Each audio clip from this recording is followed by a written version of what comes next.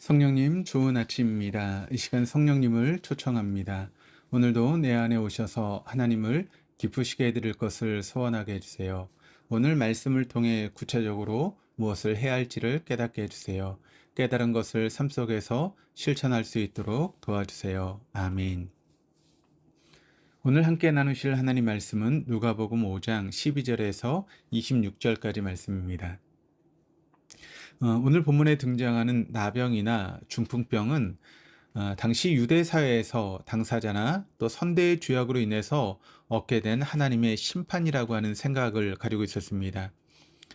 두 병자를 고쳐주신 이야기의 상황이 다르고 해석도 좀 다를 수 있지만 죄를 용서해 주시는 주님께 초점을 두고 본문을 함께 살펴보고자 합니다. 온몸에 나병이 걸린 한 사람이 있습니다. 율법에 의하면 그는 결코 사람을 가까이 하거나 접촉해서는 안 되며 마을 밖에서 생활해야 하는 사람입니다.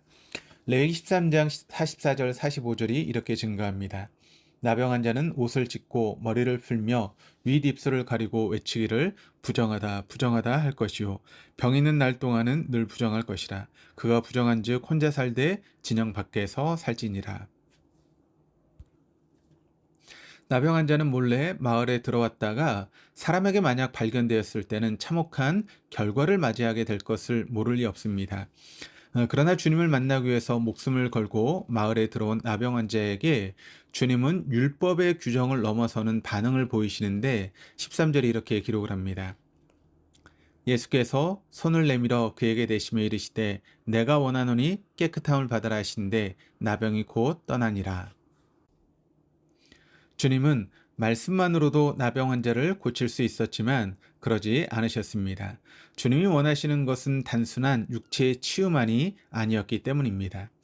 당시 나병 환자와 같은 사람들에게는 질병 자체가 주는 고통도 컸겠지만 그보다 더한 고통은 하나님과 사람에게 버림받았다라고 하는 심적인 고통이었습니다.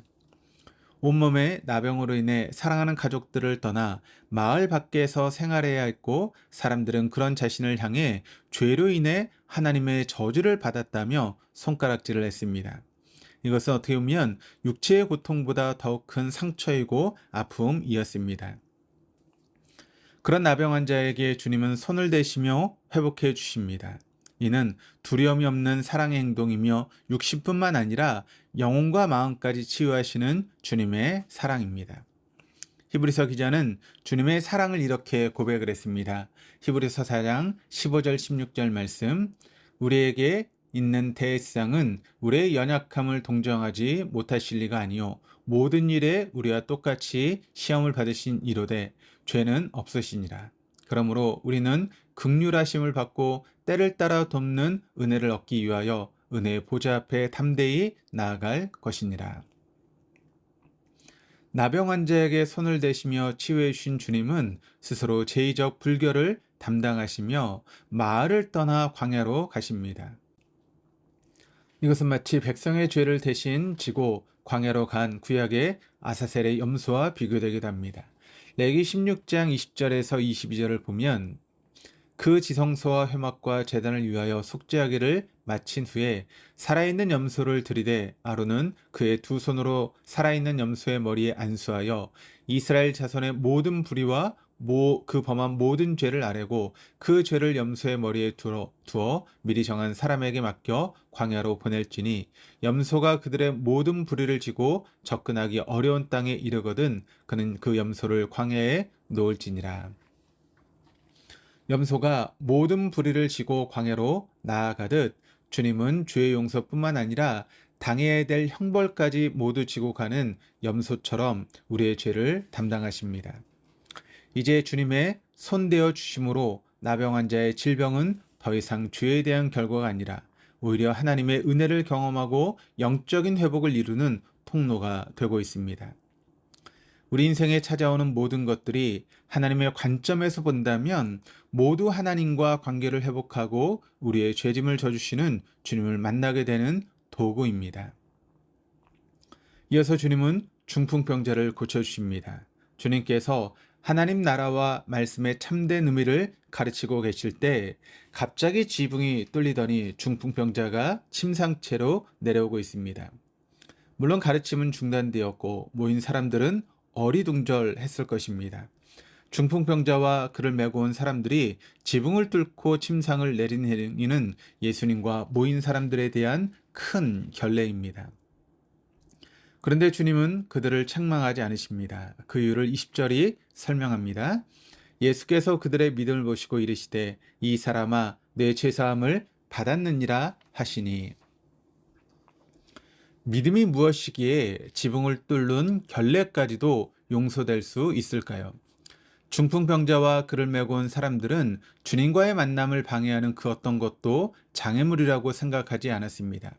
많은 무리들로 인해 침상이 지나갈 길이 없는 것도 지붕으로 가려진 것도 장애가 되지 않았습니다. 이 행위가 어떤 결례를 범하게 될 줄 알았겠지만 주님을 만나는 것만큼 중요하지 않았던 것입니다. 중풍병자와 그를 메고 온 사람에게는 주님과의 만남이 무엇보다 중요했습니다. 그리고 이것이 믿음입니다. 믿음은 참으로 놀라운 능력을 가지고 있습니다.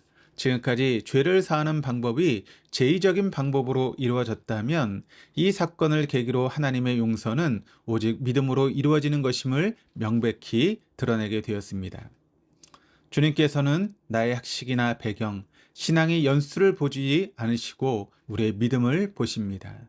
그 믿음이 우리의 삶의 모든 것을 해석하기 때문입니다.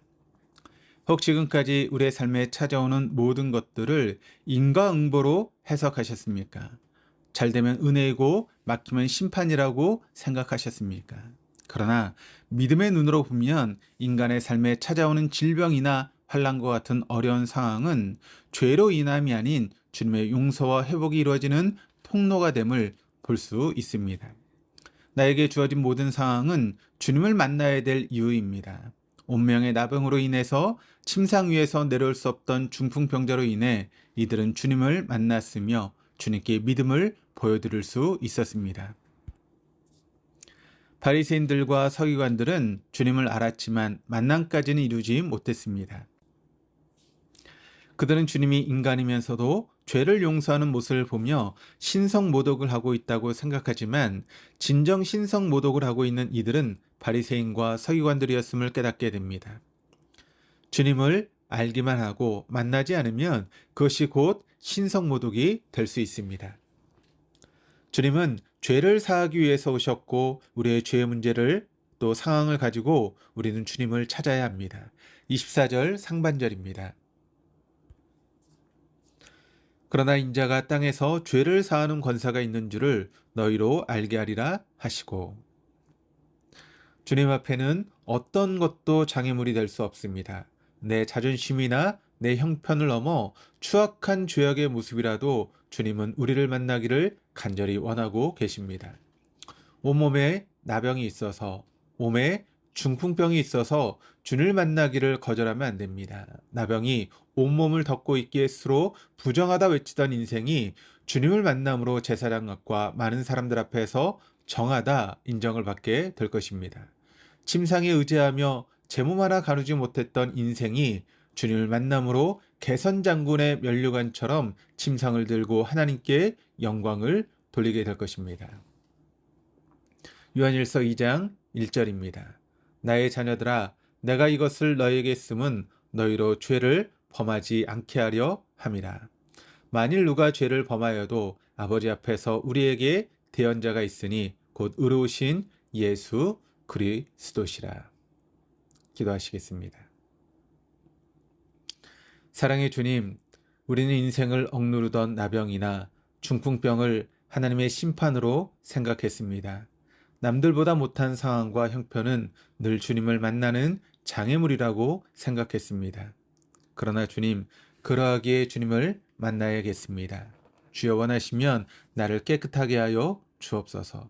우리의 믿음을 보시고 내 죄사함을 받았느니라 선포해 주십시오. 그리하여 오늘 하루가 온전히 하나님께만 영광을 돌리는 거룩한 하루가 되게 하여 주옵소서. 감사드리며 예수 그리스도 이름으로 기도합니다. 아멘.